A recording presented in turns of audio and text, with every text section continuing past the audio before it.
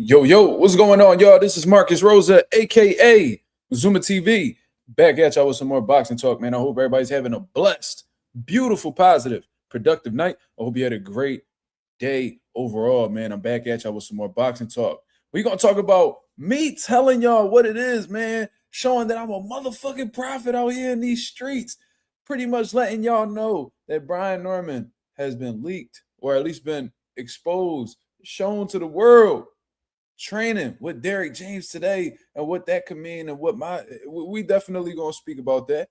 You know what I'm saying? And then, Brian Norman Sr. refusing to play second in his own son's corner. You know what I mean? We definitely gonna talk about that. And Canelo Alvarez making his return to the ring in September. You feel what I'm saying? But before we get into that whole conversation, if y'all could please hit the like button on the way in. That'll be very much appreciated. We on the road to 4K. We went to the 3,300 mark. About to hit that 3,400 mark in due time. Shout out to the nation and the mob for making this possible. You see what I mean? How we feeling today, y'all? How we feeling? How we feeling? Let me know what it is. How we feeling? Shout out to everybody that's in the building. You know what I mean? Shout out to Marissa Alvarez. How you feeling? What's going on? My boy Lorenzo and the motherfucking Benzo. What up?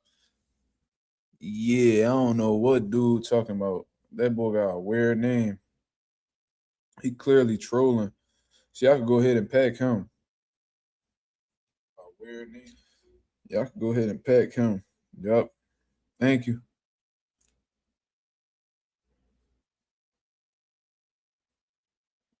Yo, why that? Hold up. Why that shit look like me? What the hell? Oh hell no! These niggas making like AI images of me or some shit. What the hell? Oh no. Oh yeah, he gotta go. He tripping. You know what I mean? Bella Faith in the building. What's going on? We was talking about you in the group chat, Bella. We was saluting you. You was making us laugh that night when Rollo Green and everybody was on the live. We was cracking up, bro. That was a great live. I really enjoyed that. Like seriously, I really enjoyed that live. But shout out to Bella Faith. She said you and Des said DJ is a great fit as the new head trainer. That was the first one that came to my mind. And for those of y'all who didn't hear me say this, I actually screen recorded it because when I seen him in the gym with Derrick James, I was like, yo, I fucking knew it. Like it just made all the sense in the world to me. But let's hear it. That's exactly why you're getting replaced, brother. And hopefully Brian Norman Jr. makes the right choice in who he, has in his corner moving forward. Hopefully it's a quality trainer, somebody who's actually teach, who's experienced, somebody who could really a trainer who really is tailored for his type of style. You know what I mean? Like really looking at, who would be a good coach? You know who would be a good coach for Brian Norman Jr.?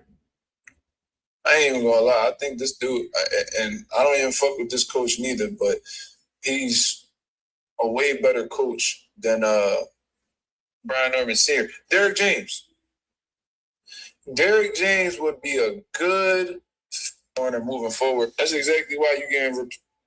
Well, shit. There you are. Man. That was a good call, man. I ain't gonna lie. And it just so happened that Derrick James he was the first one that popped into my head when thinking about, good coaches for Brian Norman. And when I make these assessments, when I come to these conclusions, what I do is see what the fighter lacks and then see what trainer specializes in the things that fighter may lack. So for example, let's say somebody's lacking body punching. You know what I'm saying? Like if you lacking body punching, you may, work with a Robert Garcia. You know what I mean? Don't they go to the body over there? They good body punchers over there. Go look at Virgil. He's a good body puncher. Now, if you're somebody who needs to learn how to, use angles and combination punching and shit like that, just you might look at a Bozy Ennis.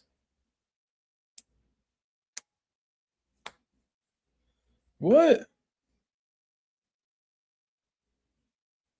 That's R3? Nah, they ain't R3.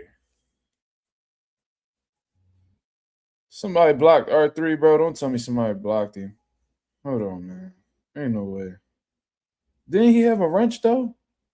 Oh no. I'm tripping.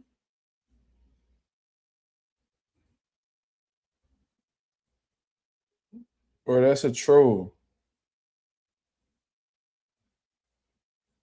That's a troll.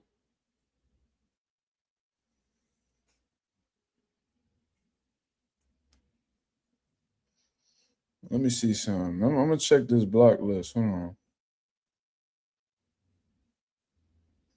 My fault, y'all. We gonna get into this. What you mean? Just check the page? How I'm gonna check the page if I don't have it here?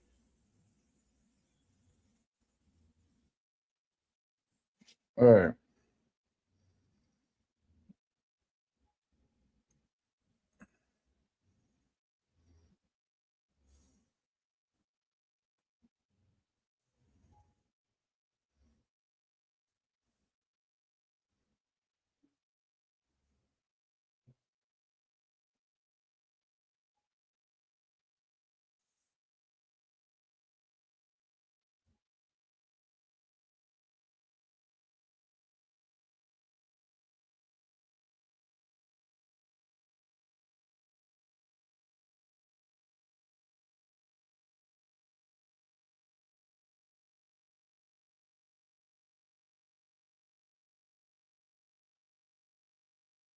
I don't know why I can't see the people that I can't see my block list.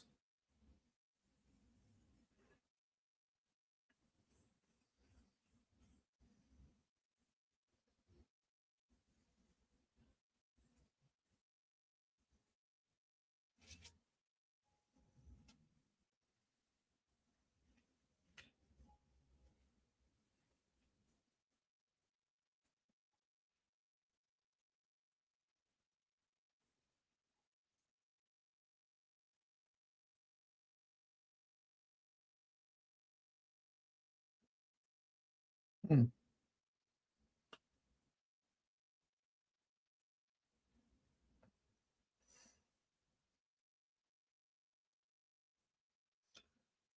Yeah, I can't pull it up. I can't pull it up, but shit.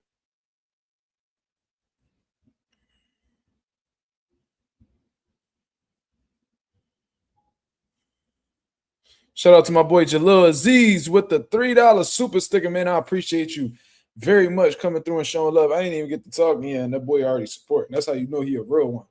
Shout out to him. Yeah, I mean, I see the Eagles profile pic, man. Hopefully they bounce back next year. Yeah, I mean, on demon time, you're because they tripping. They look like they getting some shit together though, so that's what's up. But man, what y'all think about Brian Norman working with Derrick James? Is it a good move? Is it a bad move? Let me know because we definitely going we gonna speak about it. Because like I said, just a couple days, what was it, 3 days ago, 2, 3 days ago, I was saying how Derrick James would actually be a good fit for Brian Norman. And I seen some people, I seen Art Man saying that he feels like Derrick James isn't a good fit for him because all of Derrick James fighters are stiff and what he said, don't have any head movement. And this is my whole thing, man. It's like y'all want all fighters to fight the same. You know what I mean? I hope y'all guys know that there's more than one way to defend yourself. You know what I'm saying? Not everybody who, has great defense has crazy head movement. Like that's not the only way to defend yourself. There's multiple lines of defense. You know what I mean? You got people that prairie shots really good. You got people who use their feet as their first line of defense. You got people who catch shots good. You see what I'm saying?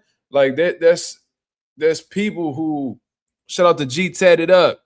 What up, brother? Oh, I see you with the Eagle shit on too, man. He said go bird. My boy basically said go birds. Shout out to G tatted up, man. One of my biggest supporters as well, man. Thank you very much. But my whole take on the situation is when I assess, like, when a fighter leaves a trainer, you see what I'm saying? And you know, uh what I like to focus on is what they lacking. You see what I'm saying? So if I feel like, let's say for example, there's a few there's a few good coaches that have fighters that have good defense.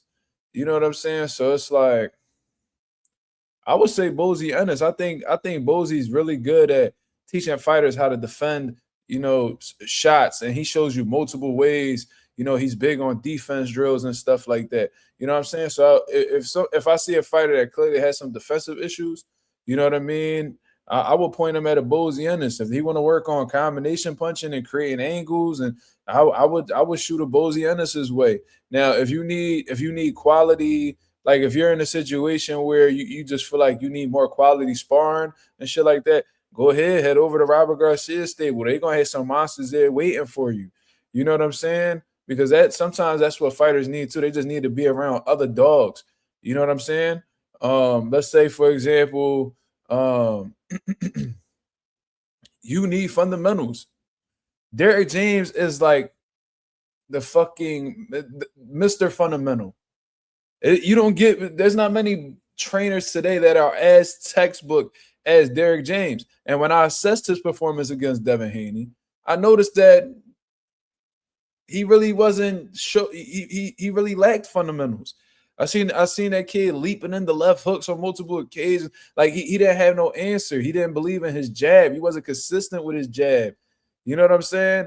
A lot of the times when he was getting countered by Devin Haney, he didn't really have a response offensively. Like he really wasn't catching the shots well. You know what I'm saying?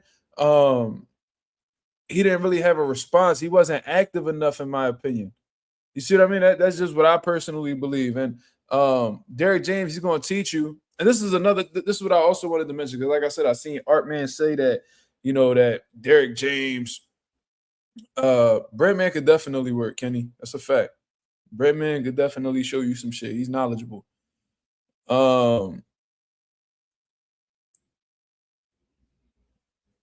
Derrick James, he gonna teach you how to keep them hands up. You know what I mean? He may not be too big on head movement, but he gave you a valid reason. I remember he did an interview and he was like, "Yo, listen, like I'm not really big on head movement because that's something that can be timed."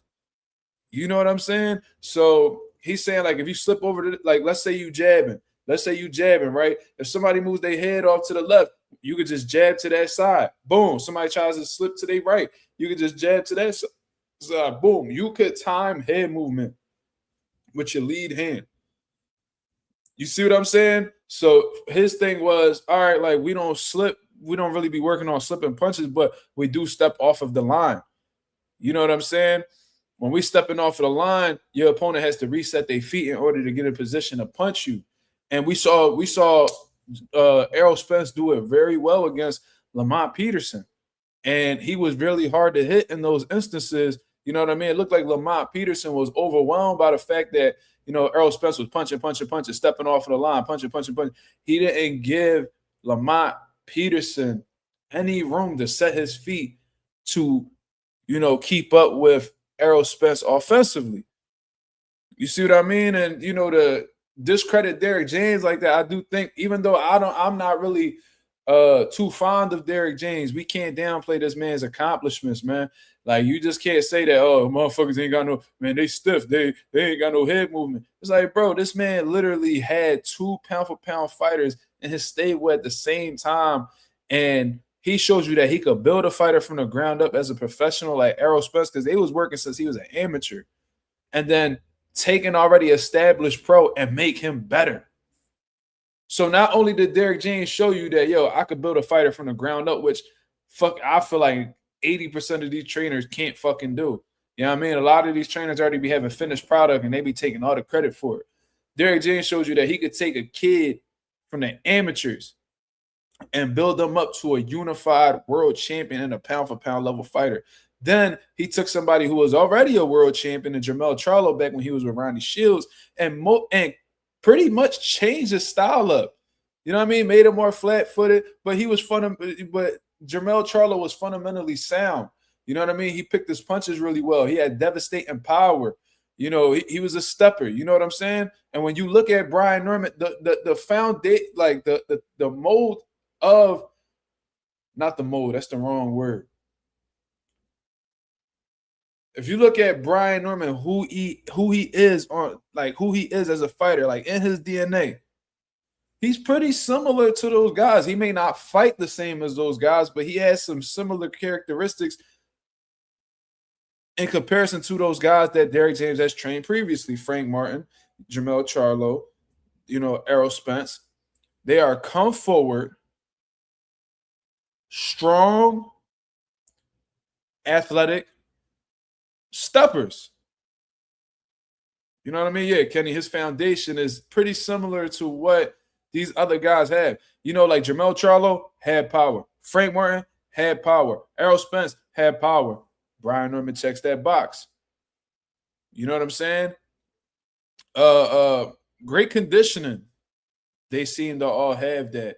You know, being steppers, meaning they like to break their opponents down, you know, walk them down, you know, be aggressive and all that. You know, he fits that description. He's just lacking in this one particular area, in my opinion. And I think Derrick James, with his experience, with his knowledge on the sport of boxing, I think that he can tighten that up and make Brian Norman a better version of himself.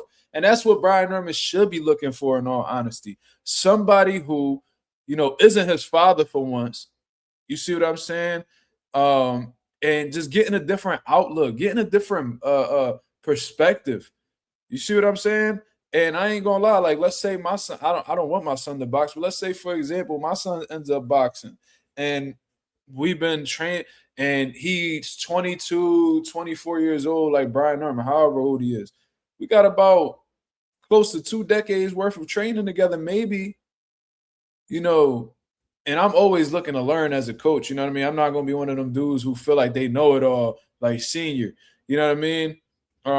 Mick Doonan, you know Jorge Rubio. Jorge Rubio, he's good for, like, if you want to add some slickness to you. You know what I'm saying? Like his fighters be pretty smooth defensively. That's a slept on answer right there. Yo, Mick be knowing what he talking about. Niggas don't be knowing Jorge Rubio all like that. Yeah, you know I mean, he worked with Teofimo in the past. He actually had Teofimo Lopez looking real elusive in, you know, fights that he done trained with him and shit like that. And I know somebody personally that trained with Jorge Rubio, Brandon Pizarro. You know what I'm saying? So that's a slept on answer. I think Jorge Rubio is very underrated. But anyways, I feel like Derrick James. Well, what I was gonna say was, you know, my son, he may need a different opinion. He may need a different voice in order to sharpen up in some different areas, because I may be good at this area and this area, but I may be lacking in this area right here. Okay, we bring somebody in. And like I said in the video I had posted yesterday, that's why I salute Bill Haney, because I think he understood that he didn't have all the answers. He understood that he's still somebody who's learning the game. So let's bring some OGs around Devin Haney and just tighten some things up or go over some things that can make him a better fighter. That's why Bill Haney brought Virgil Hunter around, Freddie Roach, Ben Davison, Floyd Sr., Mickey Bay. He's been around basically a lot of great not basically. He's been around a lot of great trainers. You see what I mean? And you know, this trainer may be an expert at counter punching. This one right here may be an expert in defense. This one right here may be an expert on inside fighting. This one right here may be an expert at using the jab. You see what I mean? So when you give them all these different schoolings, you're gonna make them a well-rounded fighter. You see what I'm saying? You know, at least as long as they're coachable. You know what I mean? As long as they're coachable, you know what I mean? You might have something good going on, especially if they pick up on things really well. You might have something good going on. You feel what I'm saying? So I think it's a great fit. I don't really understand what the problem is. Like I see the Notorious right here. He says, I don't think it's a good fit for Norman Jr. Why not? Why not? Why not? I don't understand why. Um, I don't understand why that wouldn't be a good fit. Somebody explain why. Because somebody, if y'all have that opinion, I'm not going to judge you for it. I don't mind hearing other opinions. I feel the way I feel, but maybe you could say something that may change my perspective on it. Like you just provide your opinion, man. So if yeah, I mean the Notorious, if you still in the chat, let me know why you feel that way, brother. Speak your piece. Speak your feet. Mick Duna says he could get his feet moving and defensively aware as well out the way too. Small team. I respect Norman for making the change. I respect him too because, like I said, he had some real courage doing that. You know, there's not many people who are willing to go through that situation in order to grow. There's some people who would stick around with their father to avoid confrontation, even if that meant them remaining stagnant throughout their career or their skill set, whatever the case is. You see what I'm saying? So the fact that Brian Norman did that, it let me know that that was probably something that he was thinking about for a while, and or he just feels that like that was such a disappointing moment for him that he felt like he needed to change some things around because he doesn't want to be disappointed like that again. You know what I mean? Being disappointed is one of the worst feelings in the world, yo. You know what I mean? And he may have very well felt embarrassed. You know, maybe he felt like he got and you know, this is Brian Norman Sr. said that he's brainwashed his son since he was 4 years old. So if you're capable of brainwashing somebody, it means that you're very influential to them. That you know, you pretty much got them wrapped around your finger. So maybe Brian Norman Jr. Realized that and was like, yo, I just want to be my own person. Like I'm not about to sit here and uh just have you not I don't think he's gonna say living through me, but I don't want to sit here and make you feel like you have all the power. I got to make the best moves for myself. You know what I'm saying? And I've seen that Brian Norman Sr. act like he doesn't feel away, but he did say something in this video that I'm about to pull up and show y'all. It makes me feel personally. I think he's lying. I think he's actually pretty upset at his son for making this move. Now let's actually hear what he had to say. Shout out to Mill City for the interview. So what am I really doing? What am I really talking about? You feel what I'm saying? What am I doing? So that's how I look at it, and that's why I try to stay out of the way now. You feel me? Now, if Junior says he needs you, he needs you in the corner. You there? If he say he need me in the corner? Yeah. If he say he need me in the corner, if my son say he need me in the magnitude, I'm there. You know that. Yeah. I don't know how we gonna work. I mean, I'm not gonna go over that on this right here, but if my son, listen to me, I could go through. Be hate when I do this too, because I prove everything. All my kids call me when they need me for something. All of them, because they know who to call. They call me first. They know who to call. Okay. They know no matter what, I got you. If you need somebody, my kids are the reason I'm alive. I didn't want to motherfucking live until I had kids, and then I had a reason to live, and that shit flourished and blew up. So that's why I go so hard for them. Like there was no other reason for me to be alive except them. That was it. God damn, answer the fucking question, bro. Well, he did say, if it's of a magnitude, then I'll be there. But then he follows up by saying something like this. Do you respect Junior's, decision making in this? Absolutely, I respect everything he do as a man. Okay. Yeah, I respect everything he do as a man. I mean, I don't think God made mistakes. I'm a firm believer of God don't make mistakes. The outcome of some of the, even if like I said about my career and how things happened and how you put in so much work and hard time, not even what comes out of. So I got to put this out there. Not even what comes out of the decisions that you make. I still don't think that God made a mistake. I think however it ended up be was how it was intended to be. You feel what I'm saying? That's good or bad. So however it ends up being, so like with me out the corner now, whatever else, that was how God intended it to be right now or forever, whatever. That's how it was intended to be. You feel what I'm saying? Especially if that's what Brian Norman chose to do after all we done did or whatever else, and that's the way God intended it to be. That's it. You know, in the interview, he asked, you know, when throughout the fight you felt like things they were really going wrong. And he said round 3. You know, he said that he could see, you know, Devin Haney's game plan developing. When you hear those words from your son, did you understand what he was saying? I mean, I heard what he said about round 3. I didn't hear what he said nothing about he can see his game plan developing, because I couldn't see his game. But his game plan against what I told Brian Norman Jr. to do I didn't hear that part. Let's put it that way. I didn't hear that part. Okay.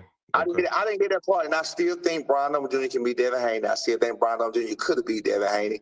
I mean, he was winning the fight up until he got dropped. I ain't gonna say none of us been in that situation, because I have been in that situation, but I didn't win the fight after getting dropped. You feel what I'm saying? So I mean, I've never got up and won a fight after getting dropped, so I can't say what that did to him, or what what the repercussions, the consequences was to it. You feel what I'm saying? So I can't say how that we can't say how that might have affected him or whatever the case may be. So let's just be real about it. Like I said, this is boxing. I have always said this. I didn't come on here and say Devin Haney can't knock Brian down, because I've said he's a man. I have said he's a man, and any man can hit anybody in the right, especially early in the fight.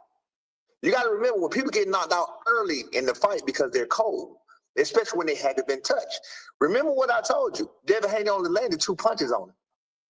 Before B got dropped, Devin Haney had only landed 2 punches on him. So B was still cold in terms of getting hit, in terms of taking blows. I'm a very smart man, if y'all listen to me.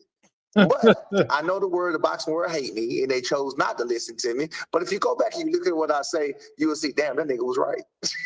About everything I said, about every person I told you was going to do what they was going to do, about everything.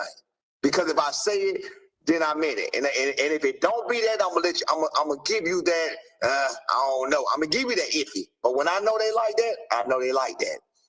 I've been around a long time. All I do is learn, try to progress, try to, capitalize, try to maximize whatever it is I'm doing.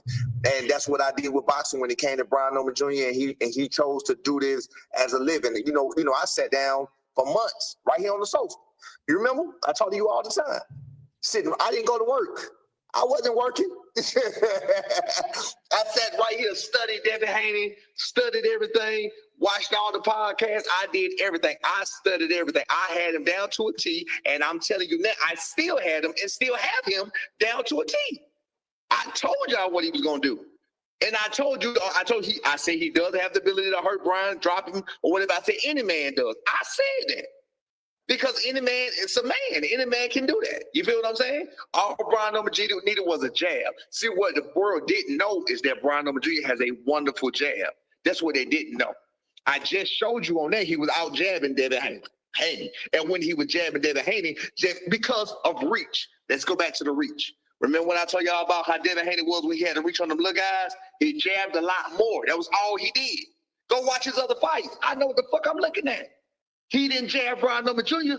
from fear of being countered. You jab when you punch, you fear getting hit. He was sneaking shots. He was trying to sneak little shots in there. He punched when he knew B wasn't going to punch back. I know what the fuck I'm doing. Now, again, this is my last time teaching y'all and telling y'all, you can go back, look for your goddamn self. I told y'all, I showed y'all, and the proof is in the motherfucking pudding. I just showed you on that fight right there. Y'all told me I sent him out there to get hurt. Well, when the fuck did he go? When was he rushing in reckless? Go look at that knockdown again to see when the fuck he rushed in reckless at any point in time. B has very good balance. He has very good balance in and out game, like his own. He's a lot better than even what y'all saw today. You feel what I'm saying? I told y'all Devin Haney wasn't going to get around him. Did he get around him? No. He was right in front of him the whole time, just like I told y'all how he was for Ramirez. Everything I fucking told you was the truth. Everything I told you was the truth.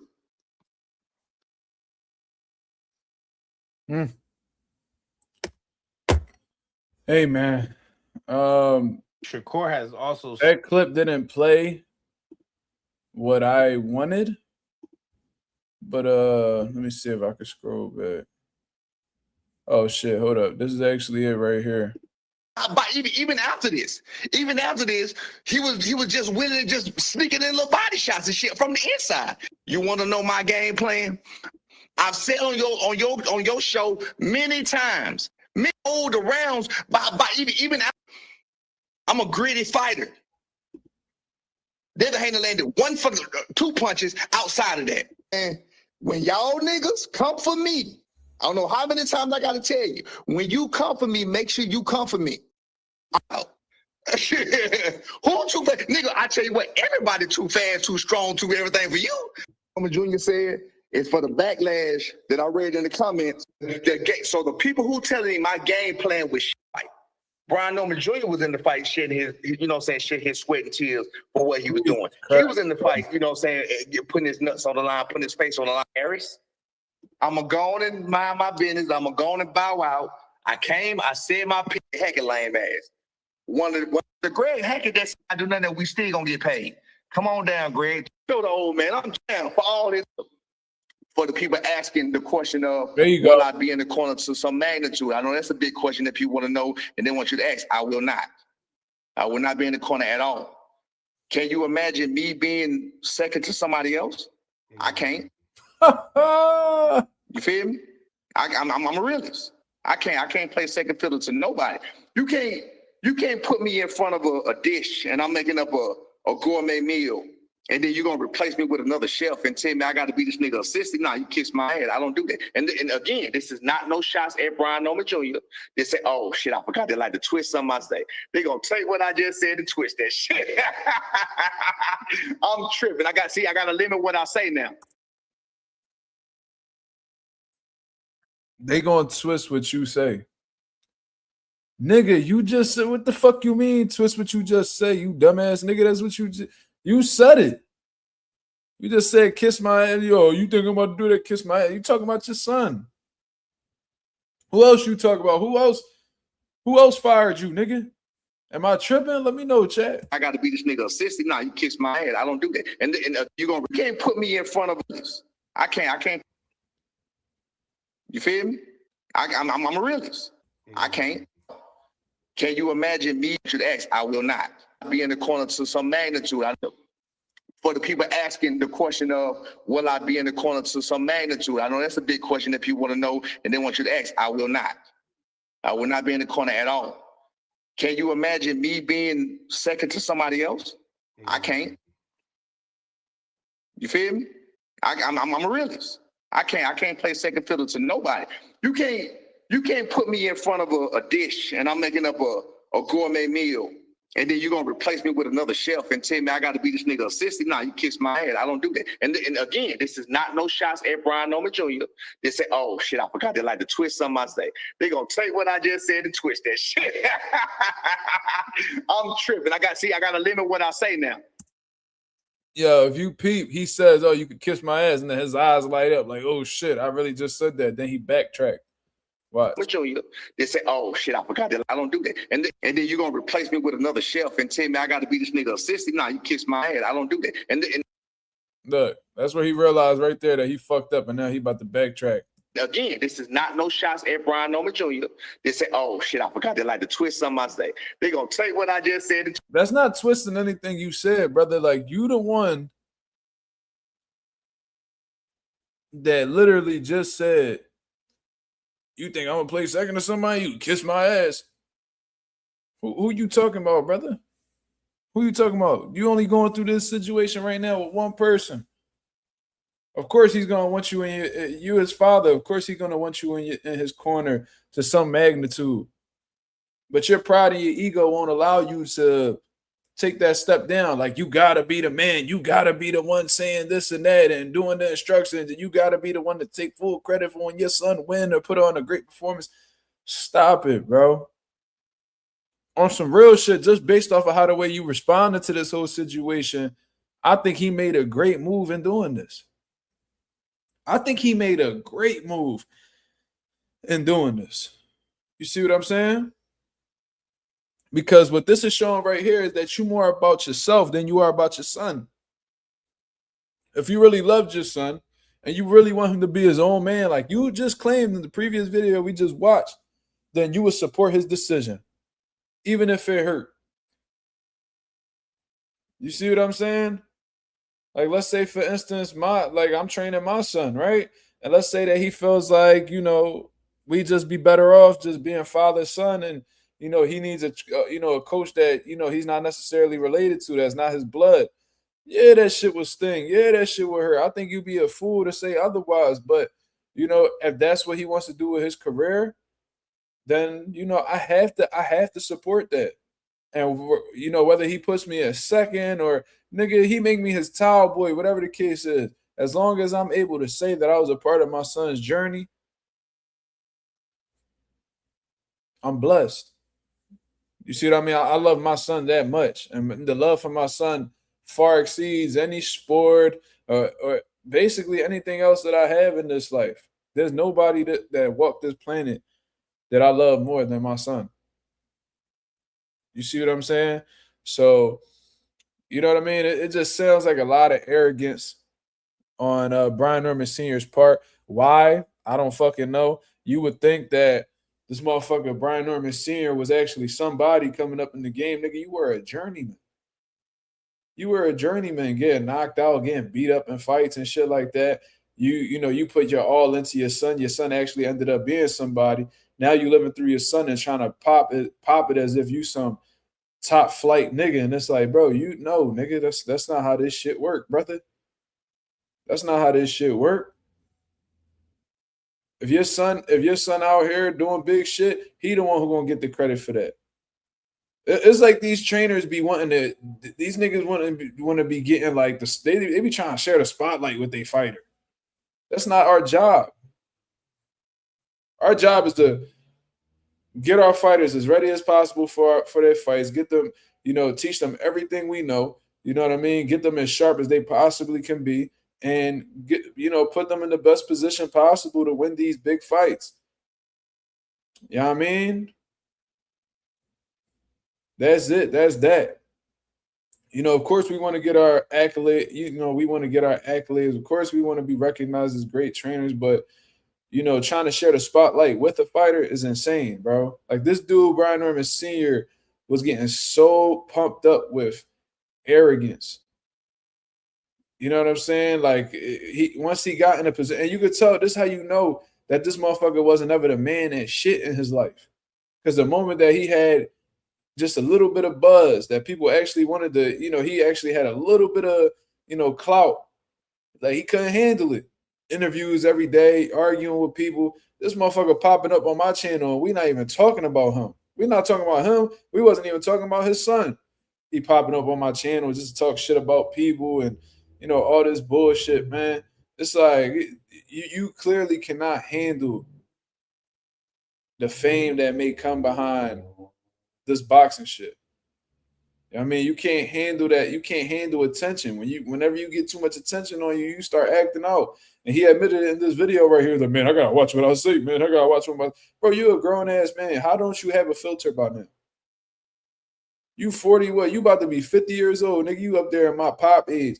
You telling me you ain't got a filter, that you talk so loosely that you just gotta be super careful with what you say? No, nigga, you're a fucking attention whore.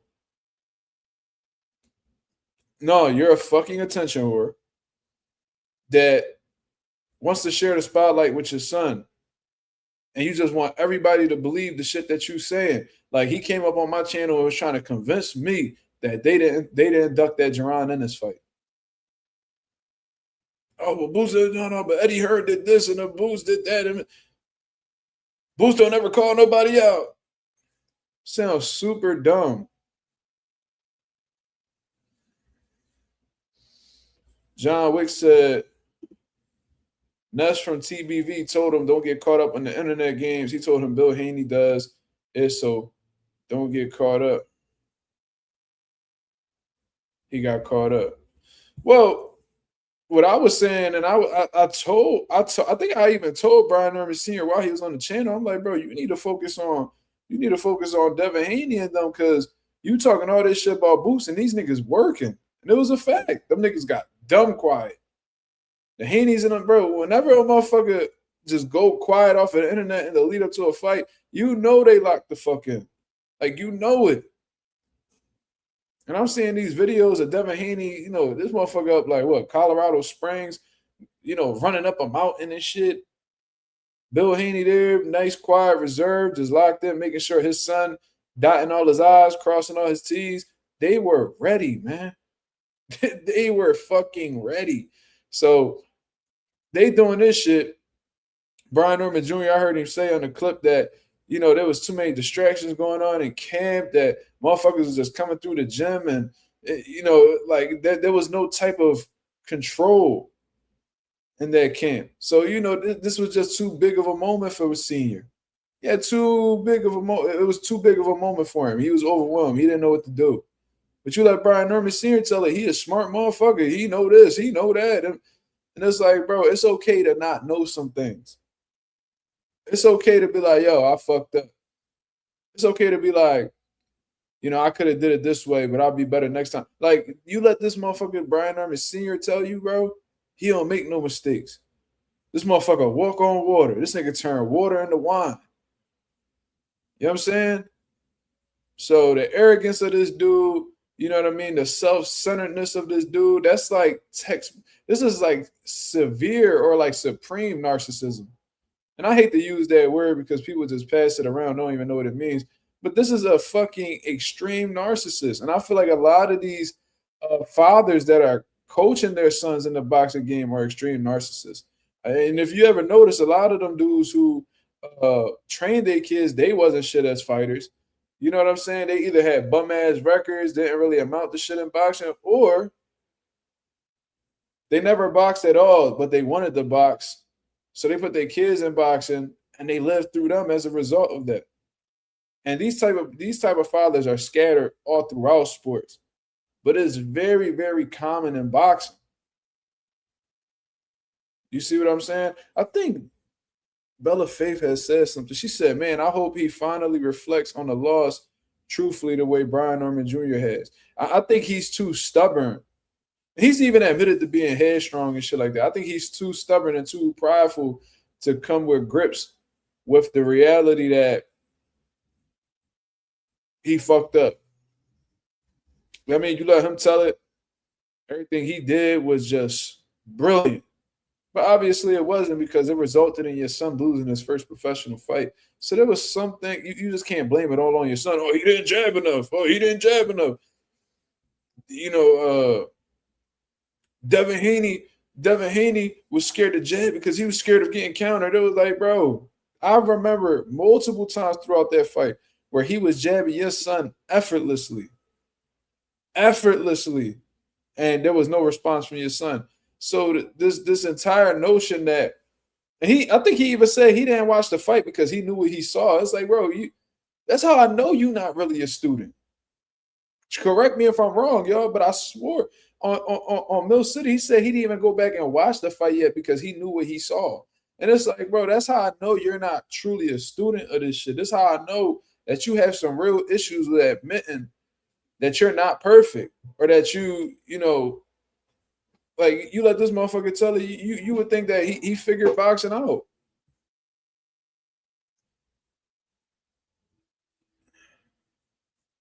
But let's say something else. Let me see.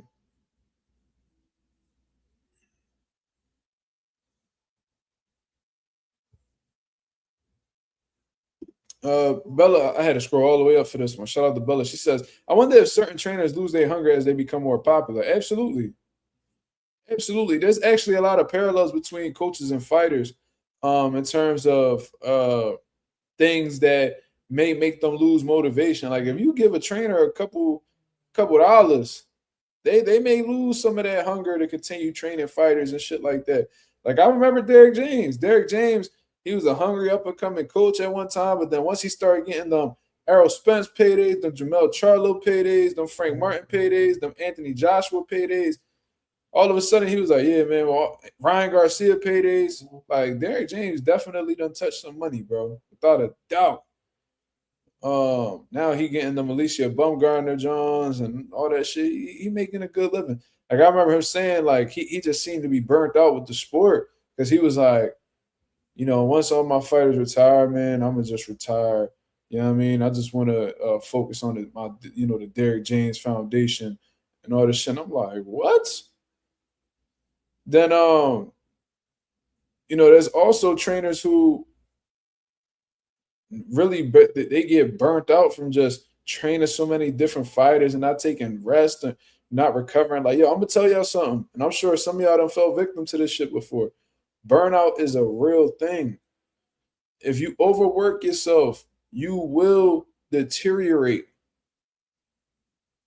mentally, physically, spiritually. And you have to take some time to really just fall back and not do anything. It's okay. You know what I mean? Always want to work hard, always want to be consistent, but there's going to be days, like me personally, there's always at least one day out of like every 2 weeks where I just sit back and do nothing. You know what I'm saying? I don't even turn my TV on. I may check my phone here and there. Like, bro, I just want to sleep and chill. You feel what I mean? Like, you need to do that in order to just recharge. And I feel like a lot of trainers be burnt out, bro. A lot of these trainers, they be having like 20 different fighters.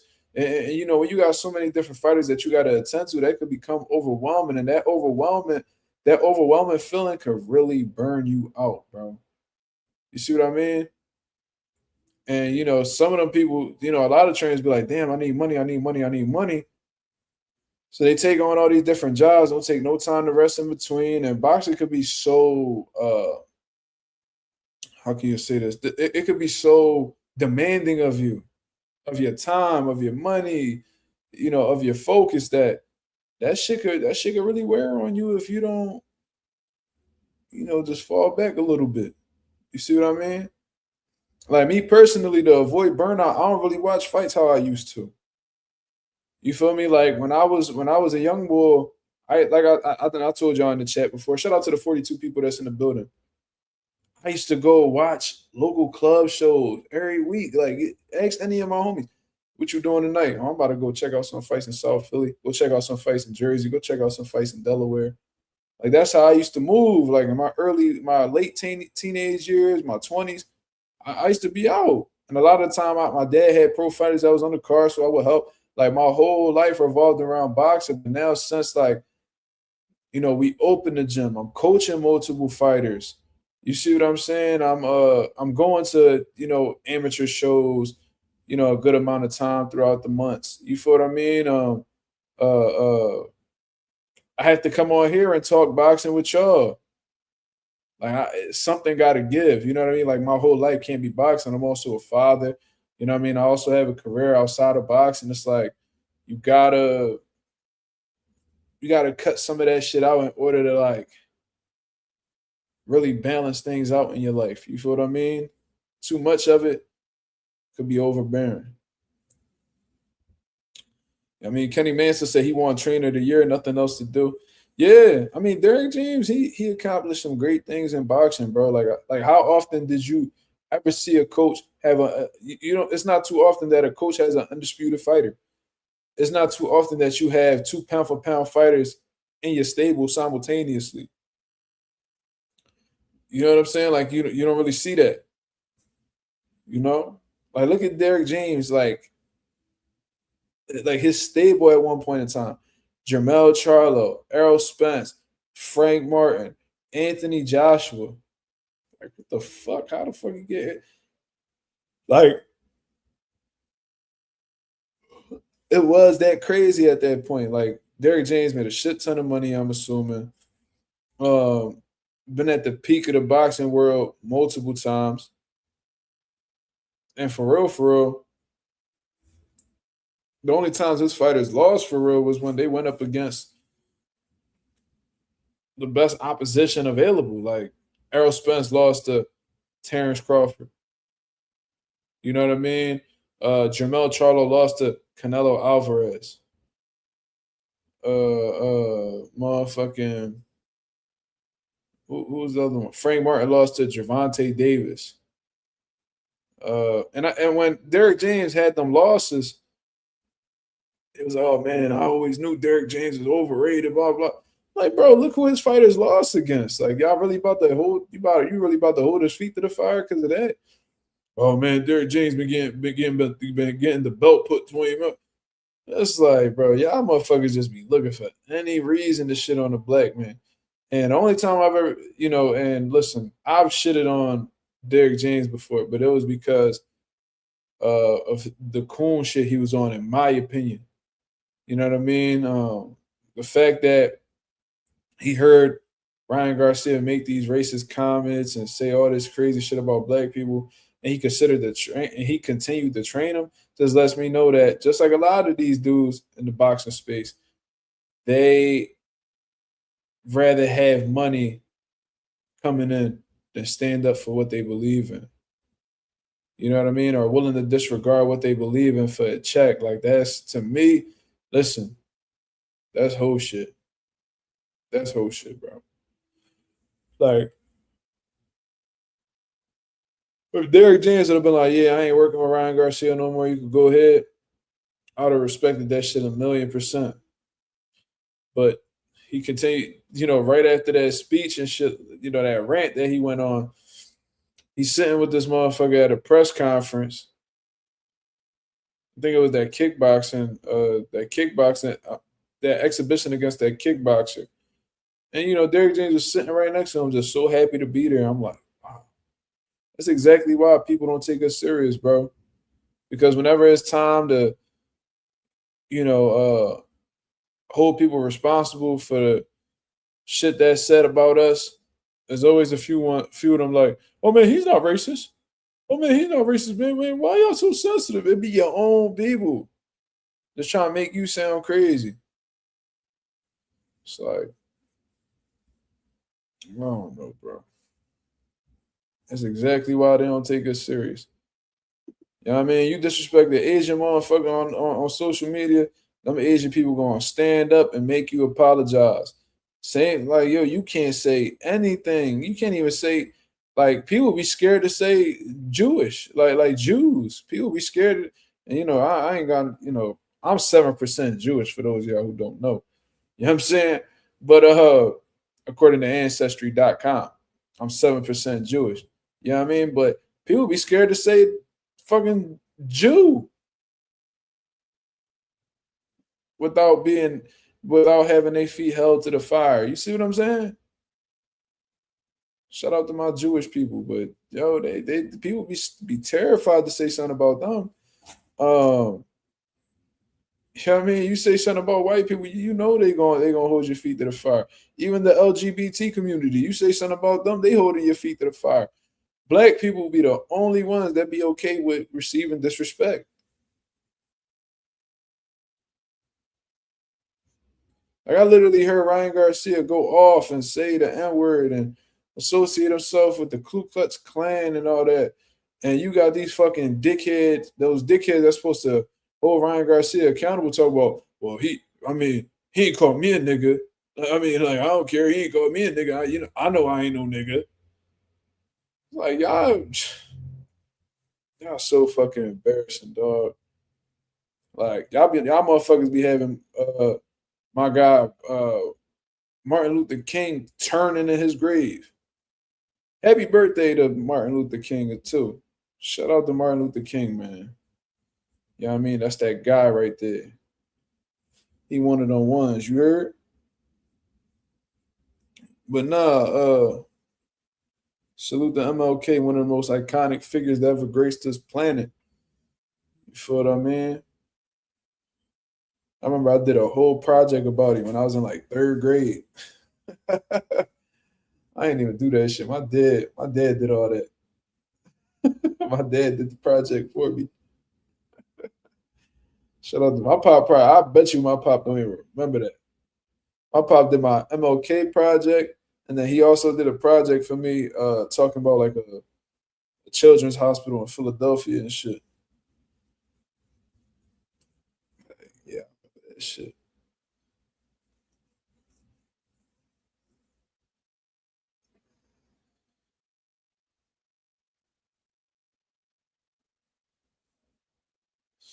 Yeah, it was it was black people defending T.O. like, man, y'all reaching, man. He didn't say the N-word. He said liquor.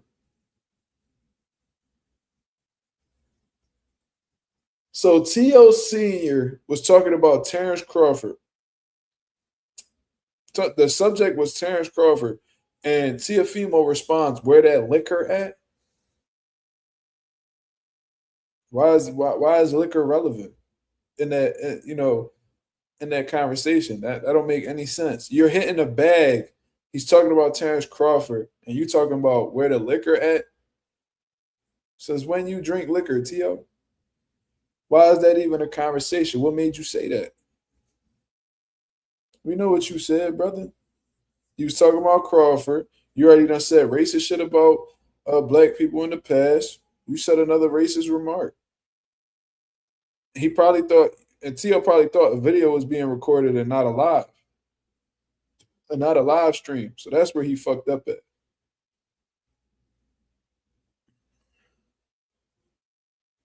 He said the Muslims too. What about Muslims, Yasir? You know, yo, motherfuckers be thinking I'll be Muslim too, bro. It should be hilarious. And like I fuck with my Muslim brothers, man. Shout out to Pierre, Derrick. I mean, my little young boy David. I mean, they some phenomenal people, bro.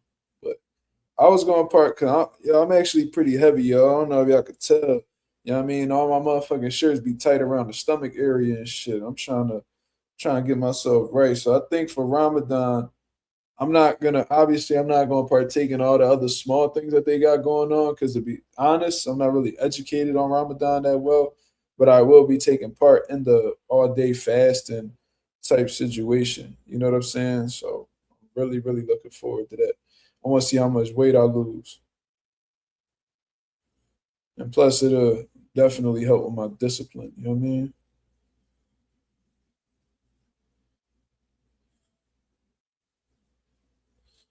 Oh yeah, but they supposed to. You know what I mean? Like if they're involved in the same religion, like I would expect Catholics to defend Catholics. You know what I mean? I would expect Muslims to defend Muslims. You feel me? But with black people, you know what I mean? And there's some stand-up individuals like myself. You know what I mean? They be trying to do whatever they can to say I'm not black. They be doing whatever they can to say we not black. But the reality is I am. You know, I grew up knowing that shit. I just find it so funny. Motherfuckers be like, I mean, you ain't black, but y'all always comparing me to black people. Y'all always say I look like black people. So am I fucking black or not? Because I don't ever hear y'all niggas say I look like a white person. You look like Jason Tatum, bro. All right, what the fuck is Jason Tatum? It's a black man to me.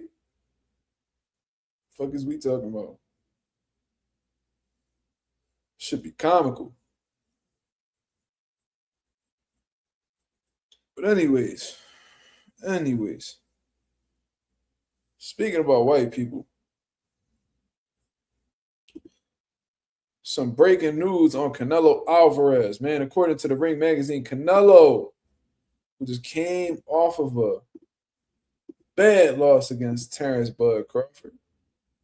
There's an article put out, or at least a post put out from Ring magazine. And according to Ring magazine, it says breaking Canelo to return in September. I'm not saying His Excellency. Turkey Al-Sheikh announces that Canelo Alvarez will return on September 12th. So most likely that'll be Mexican Independence weekend. In a Mexico versus the World card under his inaugural Canelo Promotions banner in Riyadh. Very, very interesting. So it seems like Turkey Al-Sheikh, Canelo Alvarez, they continuing to do business together. From what I understand, Canelo Alvarez is injured, so he's going to be out for a little bit. That's probably why he skipped out on May. It's actually been a long time, I believe, since Canelo Alvarez has not fought in May. You know what I'm saying? I think he's fought on May for I don't know how many years in a row. He took over those holidays. He took over Cinco de Mayo as soon as Floyd retired. But yeah, man. Canelo Alvarez is returning September 12th. Says Mexico versus the world. So I'm anticipating there's going to be a shit ton of Mexicans on this card with Canelo, and they'll be going up against people from all around the world. You see what I mean? That undercard is going to be very, very interesting. Like, to be honest, if you really want to push something off from Mexico, y'all got to have Canelo on the card. Y'all going to have to try to get Bam on the card. Ooh, wouldn't it be something if they had – nah, because he fighting in May, so never mind. I mean, wouldn't it be crazy if David Benavidez is on that undercard? Woo-wee! That'd be a shit ton of tension out that motherfucker, boy. I swear to God. Imagine you put Benavidez. I've never seen Benavidez and Canelo in the same room. Imagine that.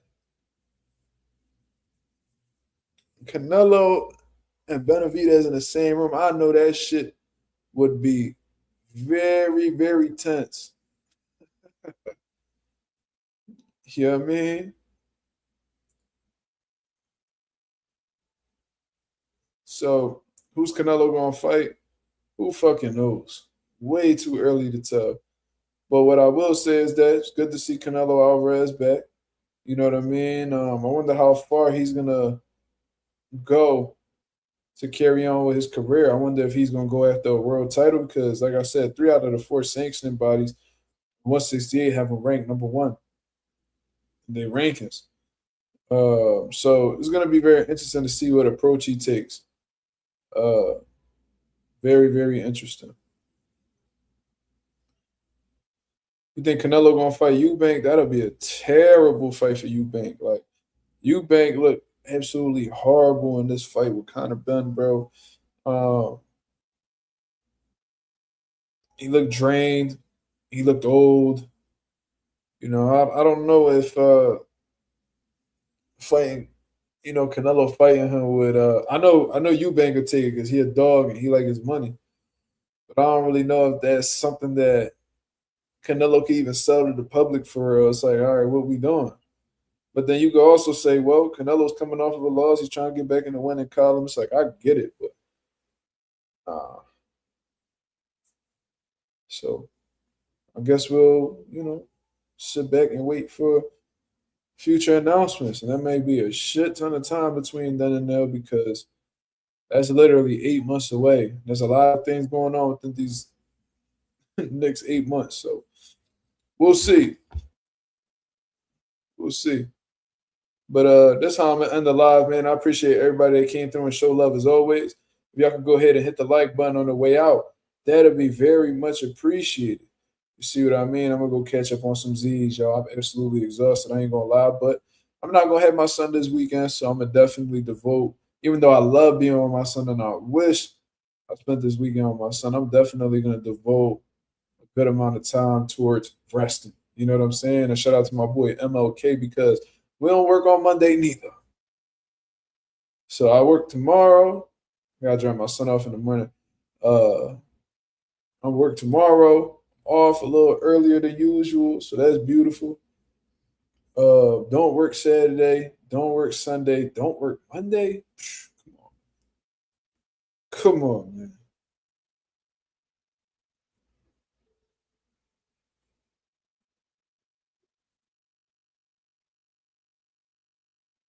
Yeah, man. Beautiful, beautiful thing, man. Shout out to everybody that's in the building. I appreciate you coming through and showing love. But I'm going to holler at y'all, man. Be on the lookout for the videos that I'm going to be putting up. You know what I mean? Continuing cooking up on the boxing world. And be in tune for the next live tomorrow, 10:30 p.m. Eastern Standard Time. Hope you guys have a blessed, beautiful one. I'm up out of here, man. Peace.